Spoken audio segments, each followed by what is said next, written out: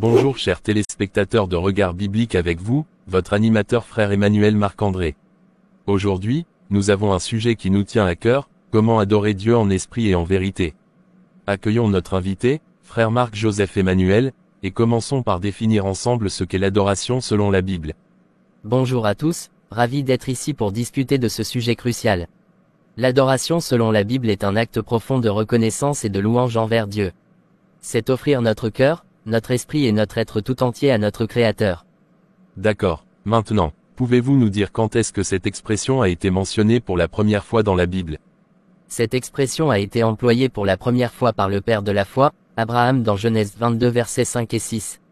Dans le verset 5, il est écrit « Et Abraham dit à ses serviteurs, restez ici avec l'âne, moi et le jeune homme, nous irons jusque-là pour adorer, et nous reviendrons auprès de vous. » Le verset 6, Abraham prit le bois pour l'holocauste, le chargea sur son fils Isaac, et porta dans sa main le feu et le couteau. Donc, Abraham parlait de sacrifice à Dieu, lorsqu'il parlait d'adoration, n'est-ce pas? En effet, l'adoration est un culte que l'on rend à Dieu, en lui faisant des sacrifices. Maintenant, explorons ce que cela signifie d'adorer Dieu en esprit et en vérité. Quel est votre point de vue sur cette notion, frère Marc? Adorer Dieu en esprit et en vérité, c'est se connecter avec Dieu au plus profond de notre être, laissant l'Esprit Saint conduire notre louange, et notre communion avec le Tout-Puissant. Cela implique aussi de rester authentique et fidèle à la vérité de la parole de Dieu. Une perspective très inspirante pour nous les chrétiens, frère Marc. Maintenant, pourquoi est-il si crucial d'adorer Dieu de manière authentique? Quels enjeux spirituels cela soulève-t-il?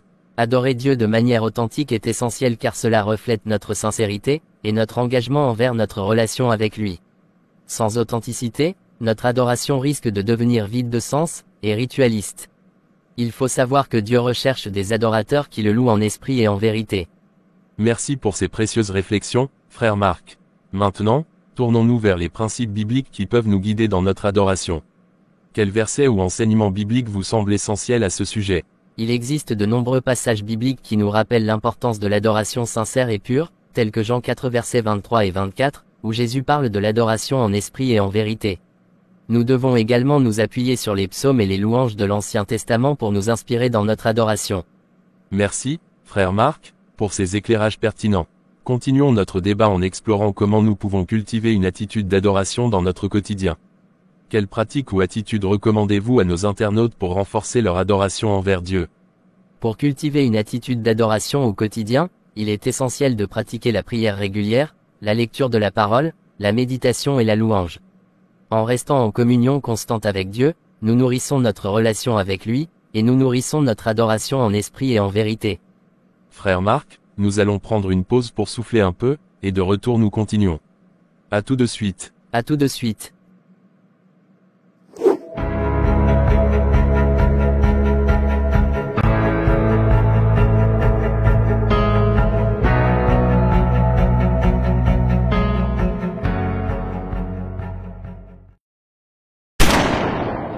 Retour après notre pause pour continuer notre émission Regard Biblique. Je rappelle aux internautes notre sujet pour aujourd'hui qui dit « Comment adorer Dieu en esprit et vérité ?» Passons maintenant à la question des obstacles qui peuvent entraver notre capacité à adorer Dieu sincèrement, frère Marc. Quels sont, selon vous, certains de ces obstacles et comment pouvons-nous les surmonter? C'est une très bonne question. Les obstacles à une adoration sincère peuvent être nombreux, comme la distraction, l'orgueil, l'hypocrisie, le péché ou encore les soucis du quotidien qui nous éloignent de Dieu. Pour les surmonter, nous devons nous recentrer sur notre relation avec Dieu, pratiquer l'humilité et la repentance, et cultiver une attitude de reconnaissance et de confiance envers lui. Des points très pertinents, frère Marc. Parlons maintenant du rôle crucial du Saint-Esprit dans notre adoration. En quoi le Saint-Esprit nous aide-t-il à adorer Dieu en esprit et en vérité? Le Saint-Esprit est notre guide et notre consolateur dans notre adoration. Il nous inspire des cantiques sur le moment, nous éclaire et nous aide à prier avec des mots que nous ne pourrions exprimer par nous-mêmes. En nous laissant conduire par lui, nous pouvons adorer Dieu de manière authentique et profonde. Des paroles profondes, frère Marc. Maintenant, comment pouvons-nous nous assurer que notre adoration est en accord avec la vérité de la parole de Dieu?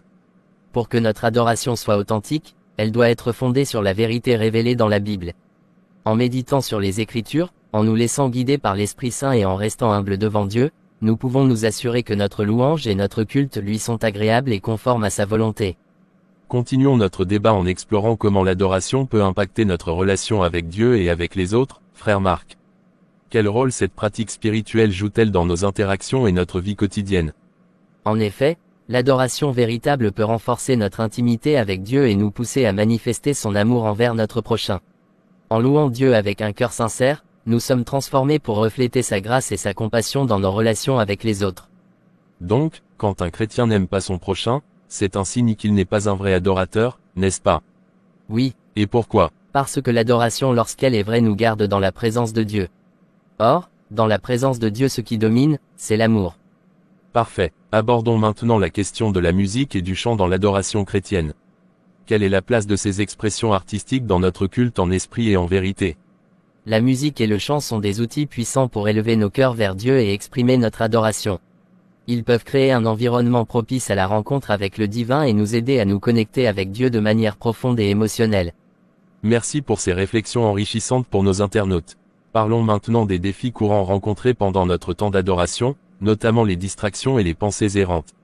Comment pouvons-nous les gérer pour rester centrés sur Dieu? Pour surmonter les distractions et les pensées errantes pendant l'adoration, il est essentiel de revenir à l'objet de notre culte, de pratiquer la discipline de l'attention et de la méditation, et de demander à l'Esprit Saint de nous aider à demeurer concentrés sur la présence de Dieu. Des conseils pertinents, frère Marc. Quels bénéfices pouvons-nous attendre en cultivant une adoration en esprit et en vérité? Une adoration authentique peut porter de grands bénéfices dans nos vies, tels que la paix intérieure, la croissance spirituelle, la joie profonde et une communion renouvelée avec Dieu. Elle nous transforme de l'intérieur et nous guide sur le chemin de la sanctification et de la plénitude en Christ.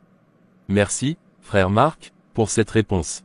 En guise de clôture, quels conseils pratiques donneriez-vous à nos amis internautes pour les aider à améliorer leur adoration en esprit et en vérité, dans leur quotidien spirituel? Je recommanderais à chacun de cultiver une discipline spirituelle régulière, de s'immerger dans la parole de Dieu, de pratiquer la prière fervente parce qu'elle a une grande efficacité, la méditation et la louange, et de rester ouvert à l'action transformative du Saint-Esprit dans leur vie. Que cette adoration sincère et authentique soit le cœur de leur relation avec Dieu. Amen. Un dernier mot. Merci à vous tous pour votre écoute attentive et votre engagement dans cette discussion enrichissante. Que Dieu vous bénisse abondamment dans votre cheminement de foi et d'adoration en esprit et en vérité. Et merci à vous frère Emmanuel et à toute l'équipe de l'émission. C'est la fin de cette émission pour aujourd'hui. Merci à vous frère Marc, merci à toute l'équipe, et grand merci à tous nos internautes. Avant de partir, je vous demande de vous abonner si ce n'est pas encore fait, d'aimer la vidéo et de la partager à tous vos contacts afin de nous aider à grandir. À bientôt.